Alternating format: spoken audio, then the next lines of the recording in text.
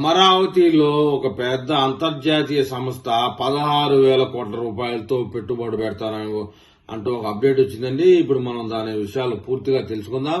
అమరావతికి సంబంధించి QPIAI అనే సంస్థ అక్షరాల 16,000 కోట్ల రూపాయలు పెట్టుబడితో రాబోతుందని చెప్తున్నారు. ఇప్పుడు మనం పూర్తి విషయాలు తెలుసుకుందాం. దశల వారీగా పెట్టుబడి పెట్టేందుకు అయితే ముందుకొచ్చిందండి. ఆర్టిఫిషియల్ ఇంటెలిజెన్స్ అన్న సబ్జెక్ట్ కి అమరావతి రాజధానిగా చేయడానికి ఆర్టిఫిషియల్ ఇంటెలిజెన్స్ అంటే అమరావతి రాజధాని గుర్తొచ్చే విధంగా చేయడంతో పాటు చంద్రబాబు నాయుడు ప్రయత్నంలో భాగంగా ఇది బహుళ అంతర్జాతీయ సంస్థ అండి. ఇది వచ్చేసి QPIAI అనే సంస్థ.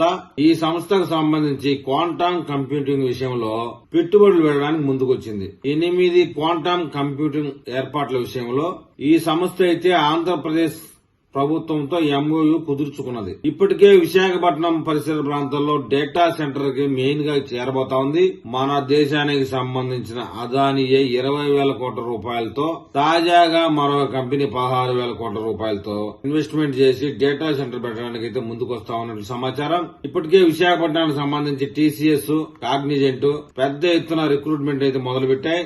మరొక IT సంస్థ సంబంధించింది కూడా గన్నవరానికి సమీపంలోని మేధా టవర్స్ లో 500 మందిని తాజాగా రిక్రూట్మెంట్ చేసుకోబోతా ఉంది. అదే విధంగా విశాఖపట్నం ఐటీకి కేంద్రంగా మారబోతా ఉంది.